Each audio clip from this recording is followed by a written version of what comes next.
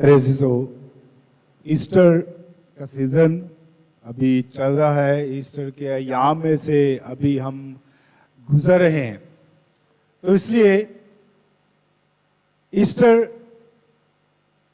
खुदाम यीशु मसीह मुर्दों में से जी उठा,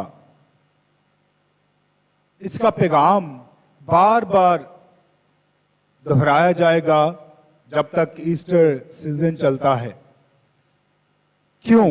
क्योंकि ईस्टर का पैगाम कि खुदाम यीशु मसीह जी उठा है, इसके साथ और बहुत सारी छोटी छोटी बातें हैं, छोटे छोटे दर्स हैं जो हमने समझने हैं कि ईस्टर है क्या। खुदाम यीशु मसीह मुर्दों में से जी उठा, ये खुदाम यीशु मसीह मुर्दों में से जी उठा, लेकिन इस जी उठने में हमारे लिए क्या पैगाम है। पिछले इतवार तोमा को खुदाम यीशु मसीह यकीन दिलवाता है, आज मुकद्दस पतरस आ जाता है, दूसरे शागिर्द हैं। तो आज ईस्टर का पैगाम ईमान पर है कि खुदाम यीशु मसीह मुर्दों में से जी उठा, तो हमने ये ईमान रखना है, इस बात को कबूल भी करना है और इस बात का प्रचार भी करना है कि वो मुर्दों में से जी उठा है। ये ईमान का प्रचार करना है। और आज का पाकलाम भी तीनों तलावतें ईमान है। ईमान का एक सफर चल रहा है। आज की जो तीनों तलावतें हैं, अभी बड़ी खूबसूरती के साथ एक सफर शुरू होता है। पतरस और उसके साथ दूसरे शागिर्द भी हैं। एक वक्त था जब ये शागिर्द खुदाम यीशु मसीह के साथ चलते फिरते थे, तब उनकी जो नजरिए थे फर्क थे कि ये चाहते थे कि हम में से कौन बड़ा होगा, कौन तख्त पर बैठेगा दाएं और बाएं। तो एक इंसानी सोच उनके अंदर चल रही थी, तो ये जंग उनके साथ चल रही थी, उनके अंदर ये एक लड़ाई चल रही थी कि कौन बैठेगा। एक ये वक्त था। फिर एक वक्त आता है कि जब उन्होंने ये जाहिर करना था कि हम वाकई खुदाम यीशु मसीह के शागिर्द हैं, और वक्त था जब खुदाम यीशु मसीह पकड़ा जाता है। और ये शागिर्द जो खुदाम यीशु मसीह के साथ मरना चाहते थे, अभी जब ईमान की गवाही देने की बारी आई, ये बताने की बारी आई कि हम इसके साथ हैं, सारे भाग गए, खुदाम यीशु मसीह को छोड़ दिया। तो ईमान जहां पर ये बात कर रहे थे कि हम दाएं बाएं कौन बैठेगा, हम में से खुदा की बादशाहत में बड़ा कौन होगा, जब मुसीबत की बारी आती है तो ईमान जीरो हो जाता है, सारे छोड़कर भाग जाते हैं। जो समझने वाली बात है वो है ईमान कैसे डामाडोल होता है। जब ईमान मजबूत नहीं है तो ईमान डामाडोल होगा, हम भटकेंगे, गिरेंगे भी, इधर उधर भी जाएंगे। तो शागिर्दों के साथ भी यही हो रहा है। ये शागिर्दों की कहानी हमारे लिए है कि ईमान हमारे लिए भी इसी तरह हो सकता है, हम भी दुनियावी जरूरतों के लिए डामाडोल हो सकते हैं, ईमान से भटक सकते हैं। तो शागिर्द जहां पर खुदा यीशु मसीह के साथ दिन रात रह रहे थे, लेकिन इंसानी या दुनियावी जरूरतों के लिए, फिर वक्त आया कि जब गवाही देनी थी तो जीरो ईमान हो गया। फिर शागिर्द जब खुदा यीशु मसीह को दफना दिया जाता है, शागिर्द समझते हैं कभी कहानी खत्म हो गई। ये वाकया जो है 3 साल के बाद हुआ कि खुदा यीशु मसीह शमौन पतरस और दूसरे शागिर्दों पर जाहिर होता है। वो अपने कामकाज में वापस चले जाते हैं, जहां से वो आते हैं खुदा यीशु मसीह के साथ रहते हुए तो अभी वो समझे कि शायद अभी हम बादशाह में दाखिल होंगे, हम हुक्मरान बन जाएंगे, तो इस तरह के कुछ ख्वाब उन्होंने देख लिए। लेकिन जब खुदा यीशु मसीह को दफना दिया जाता है तो शागिर्द समझते हैं कि अभी वापस चलते हैं, हम तो जिसके साथ चल रहे थे वो अभी रहा ही नहीं, तो बेहतर है कि जहां से आए थे वहां जाते हैं। तो आज शागिर्द जो मछेरे थे, पतरस मछेरा था, वापस मछलियां पकड़ने अपने बिजनेस में चले जाते हैं, जो कारोबार करते हैं उसमें चले जाते हैं। लेकिन यहां से एक बार फिर ईमान परवान चढ़ता है कि खुदा यीशु मसीह जब जाहिर होते हैं और पतरस पहचानता है कि ये खुदावंद खुदा है, यानी ये वो शागिर्द था जिसे खुदा यीशु मसीह ज्यादा प्यार करता था, तो पतरस पहचान लेता है। और ये पतरस जहां पर यह कहता था कि मैं तेरे साथ हूं, मैं तेरे लिए मरने के लिए तैयार हूं, लेकिन सबसे पहले भाग में इनकार करने में पतरस आगे आता है।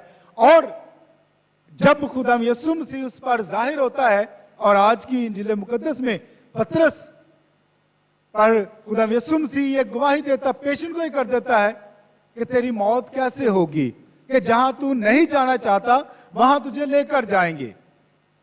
और अगर आपने मुकद्दस पतरस की कहानी पढ़ी हो तो मुकद्दस पतरस जब रोम में था तो इसे पता चला कि रोम में काम खराब हो रहा है, मसीहियों को कत्ल कर रहे हैं, तो मूसा की तरह यह भी रोम से भागता है अपनी जान बचाने के लिए। जैसे मूसा भागता है वैसे ही पतरस भी रोम से भागता है कि अपने आप को बचाए। लेकिन खुदावंद कहता है कि नहीं, तूने वापस रोम ही जाना है, तूने वहां पर मेरा प्रचार करना है। तो मुकद्दस पतरस वापस रोम में जाता है और फिर रोम में पकड़ा जाता है और वहां पर उसे उल्टा सलीब पर लटका दिया जाता है। ये आज की जो अंजील मुकद्दस है, ये खुदा यीशु मसीह की पेशन गोई फिर पूरी होती है कि उसकी मौत कैसे होगी। अभी मुकद्दस पतरस कि जहां पर ईमान में वो डामाडोल होता है, फिर खुदा यीशु मसीह को छोड़ देता है, लेकिन अभी मुकद्दस पतरस ईमान में इतना मजबूत, इतना अटल हो जाता है कि मौत से भी नहीं डरता है। पहले वही पतरस जो मौत से डरता है, लेकिन अभी जब खुदा यीशु मसीह उस पर जाहिर होता है तो वो मौत से भी नहीं डरता है, मरने के लिए तैयार हो जाता है खुदावंद यीशु मसीह के लिए। आज की पहली तिलावत रसूलों के अमाल, ये इब्तदाई कलीसिया कि कैसे लोग ईमान के लिए भाग दौड़ कर रहे हैं। ईमान की एक जंग है। पहली 3 सदियां ये ईमानी जंग थी, लोगों ने ईमानी जंग लड़ी, ईमान में मजबूत रहे। जैसे मैंने पिछले इतवार कहा कि चर्च की बुनियादों में इन रसूलों और बहुत सारे ईमानदारों का खून है। चर्च की बुनियाद में ये वो लोग थे जिन्होंने जिंदगियों के बारे में नहीं सोचा है, बल्कि ईमान के बारे में, कि हमने ईमान को नहीं छोड़ना है, हमने ईमान में मजबूत रहना है। तो वो सच्चे ईमान थे, ईमानदार थे, ईमान में मजबूत थे, उनका ईमान सच्चा था। तो आज तक कलीसिया आगे बढ़ रही है, कलीसिया आगे चल रही है, क्योंकि बुनियादों में खून सच्चे लोगों का है, बुनियादों में खून उन लोगों का है जो ईमान में मजबूत रहे, डामाडोल नहीं हुए हैं। तो इसलिए यह बरकत है खुदा की तरफ से कि चर्च में खून सच्चे लोगों का है, उन लोगों का खून है जो खुदावंद यीशु मसीह के लिए सब कुछ करने के लिए तैयार हो गए। तो मेरे जो आज का पाकलाम ईमान के बारे में है। आज हमारी गवाही खुदा यीशु मसीह के जी उठने के जो गवाही हमने देनी है वो हमारा मजबूत ईमान है।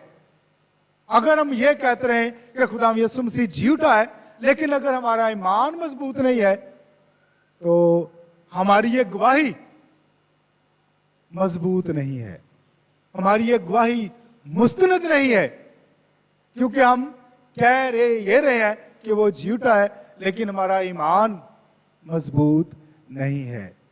तो ईमान अगर हमने सीखना है तो ये इब्तदाई कलीसिया है, ये वो लोग हैं जो खुदावंद यीशु मसीह के लिए खड़े हुए, जिन्होंने खुदावंद यीशु मसीह पर अपने ईमान का इकरार किया। तो मेरे जो आज का पाकलाम हमें ये बताता है कि जैसे ये लोग इब्तदाई कलीसिया के लोग ईमान में मजबूत रहे, हमने भी ईमान में मजबूत रहना है। वो कि जिंदगी में डामाडोल हम होते रहेंगे, लेकिन हमने ईमान में मजबूत होना है। तो ये बात कि लोग ईमान में मजबूत है, लेकिन उसके साथ साथ ईमान की मजबूती के लिए थोड़ा वक्त भी चाहिए। ये इमोशनल लेवल पे नहीं है कि आज ये हुआ और मैंने जिंदगी तब्दील कर ली।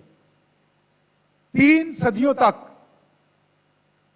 लोगों ने जंग लड़ी, ईमान की जंग लड़ी 3 सदियों तक। उसके बाद फिर जब कॉन्स्टेंटीन आता है तो फिर आजादी मिलती है, फिर आजादी मिलती है चर्चेस बनाने की, फिर आजादी मिलती है ईमान का इकरार करने की खुले तौर पर, क्योंकि कॉन्स्टेंटीन बादशाह जो है आजादी दे देता है।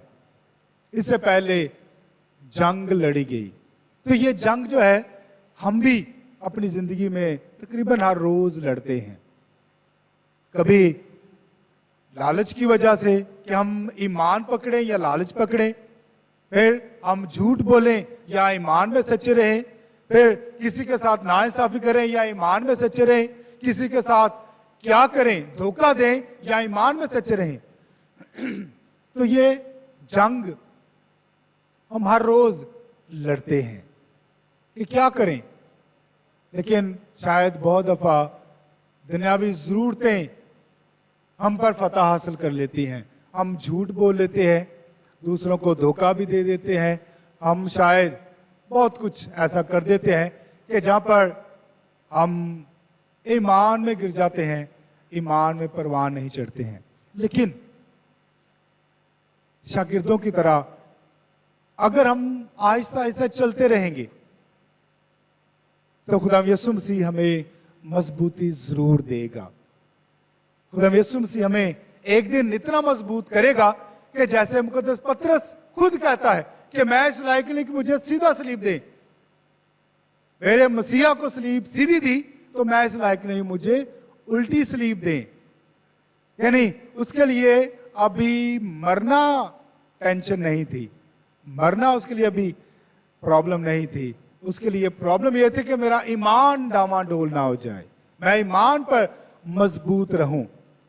तो एक दिन शायद हमारे लिए भी आएगा कि जब हम भी ये इकरार करेंगे कि यस, मैं अगर झूठ नहीं बोलूंगा तो क्योंकि मैं उसका शागिर्द हूं, मैं धोखा नहीं दूंगा क्योंकि मैं उसका शागिर्द हूं, मैं दूसरों के साथ कोई ऐसा काम नहीं करूंगा कि मेरा ईमान डामाडोल हो। तो ये सफर है, एक सफर है जहां पर हम तजर्बा करते हैं आहिस्ता आहिस्ता अपने ईमान का, और ये तजर्बात हमें मजबूत करते हैं। कैथोलिक चर्च भी इसी तरह आहिस्ता आहिस्ता तालीमात में मजबूत हुआ। एक वक्त था जब तालीमात नहीं थी, तो चैलेंजेस आए, मुश्किलात आई, तो चर्च ने पाक कलाम में से ये ढूंढा कि कैसे हम जवाब दें, क्योंकि लोग जो सवाल करते थे कि कैसे ये चर्च है, इसकी तालीमात क्या है। खुदा यीशु मसीह के बारे में बहुत सारे सवाल जवाब थे, रूहुल कुद्दस के बारे में बहुत सारे सवाल जवाब थे। आज की जो पहली तिलावत है, सारे रसूलों को बुला लिया जाता है, जो अदालत है सरदार काहिनों की, वो बुलाते हैं और उनसे पूछते हैं कि मैं अपने आप को मना किया है कि खुदा यीशु मसीह के बारे में अपने बात नहीं करनी है। तो शागिर्द वहां से निकलकर आकर खुश होते हैं। खुश इसलिए होते हैं कि अभी हमारे लिए मुसीबतें खड़ी होने लगी हैं। वो डरते नहीं, परेशान नहीं होते। उनको पता चल गया है कि अभी अगर सरदार काहिनों ने बुला लिया है और उन्होंने हमें मना किया है कि खुदा यीशु मसीह के बारे में प्रचार नहीं करना है, तो वो बाहर आकर खुश होते हैं, खुशी मनाते हैं और ये कहते हैं कि अभी हमारे लिए मुसीबतें आने लगी हैं। लेकिन वो खुशी के साथ खुदावंद यीशु मसीह जी उठे का प्रचार करने के लिए अपने आप को तैयार करते हैं। तो मेरे शागिर्द भी इस सफर में से गुजरे, बहुत सारे तजर्बात में से गुजरे। चर्च भी, कैथोलिक कलीसिया भी बहुत सारे तजर्बात में गुजरे, बहुत सारी उन्होंने बिदतों का सामना किया और आहिस्ता आहिस्ता मजबूत हुआ। उन बिदतों से घबराए नहीं, बल्कि उनका जवाब दिया, उनके लिए पाकला में से जवाब ढूंढे। बहुत सारे जो चर्च फादर्स हैं, थियोलॉजियंस हैं, उन्होंने पाकला में से जवाब ढूंढे और उन बिदतों को जवाब दिया। तो चर्च भी ऐसे ही मजबूत हुआ। तो मेरे हमारे लिए भी ऐसे ही है कि हमने ईमान में मजबूत होना है, इमोशनल लेवल पर नहीं कि रात को ख्वाब आई और सुबह हमने भागदौड़ शुरू कर दी, जी मैं ये करूंगा वो करूंगा। ये इमोशनल लेवल, जब तक इमोशन है आपका ईमान है। जिस दिन इमोशन तब्दील हुए उसी दिन ईमान भी तब्दील हो जाए। तो तजर्बात हैं, शागिर्दों ने तजर्बात किए। खुदा यीशु मसीह आज तीसरी बार जाहिर होते हैं, फिर अभी और आगे आने वाले दिनों में खुदा यीशु मसीह जाहिर होंगे शागिर्दों पर। तो ये उनके तजर्बात हैं खुदा यीशु मसीह के साथ।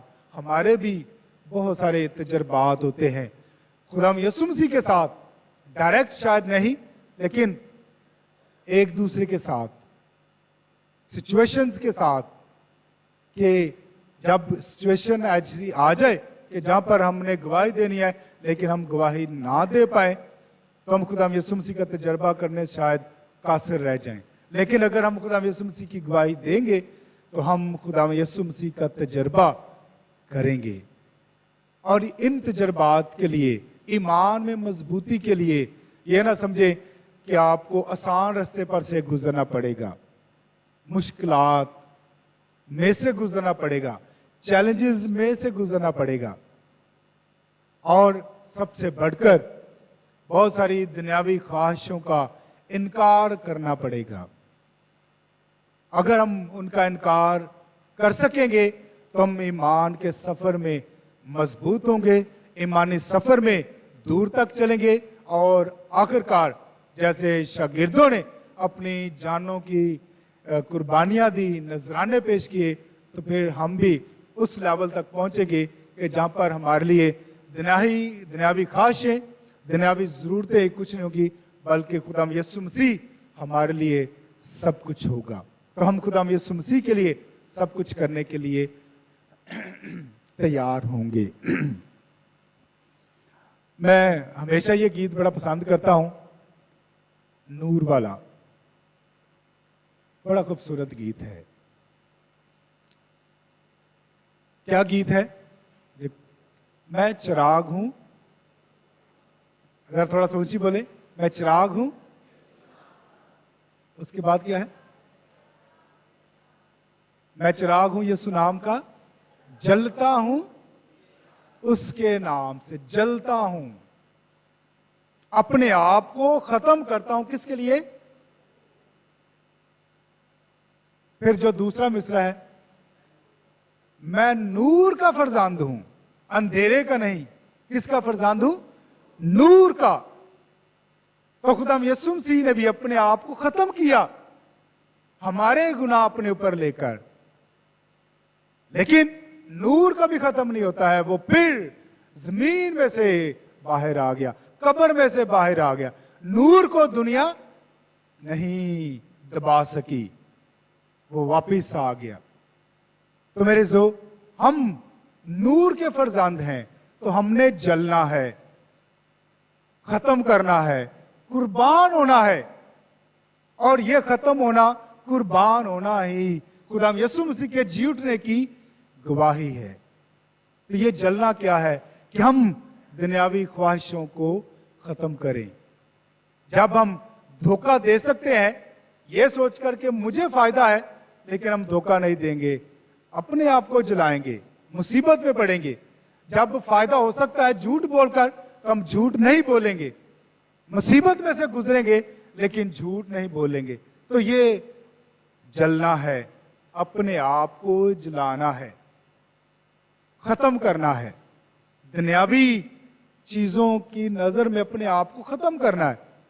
और उसके साथ साथ जब जब खत्म करेंगे तब तब हम खुदावंद यीशु मसीह में आगे बढ़ते जाएंगे। तो मेरे से जलना है, गीत बहुत खूबसूरत है, बहुत खूबसूरत। और आज के पाक कलाम के मुताबिक कि ईमान की जंग हमने लड़नी है, शैतान के साथ भी और अपने साथ भी। अपने साथ जंग लड़ेंगे तो हम शैतान के साथ लड़ सकेंगे, अपने साथ नहीं लड़ सकेंगे तो किसी के साथ भी नहीं लड़ सकेंगे। तो ये ईस्टर है कि हमने ईमान में जिंदा होना है, ईमानी तौर पर हमने जिंदा होना है, और वो ईमान जो मजबूत होगा। अगर हम ईमान में मजबूत है तो हमारा ईस्टर मनाने का जो मकसद है वो पूरा हो जाता है कि वो मुर्दों में से जी उठा। अगर हम ईमानी तौर पर मुर्दा है तो मजबूत हो जाते हैं, तो ईस्टर हमारी जिंदगियों में मुकम्मल हो जाता है कि हम ईस्टर के पैगाम को समझ आते हैं कि ईमान में मजबूत होना है। और अगर समझ आते हैं तो हम उसकी गवाही भी अपनी जिंदगियों से दे सकते हैं। खुदावंद हमें ऐसा करने की तौफीक दे, आमीन।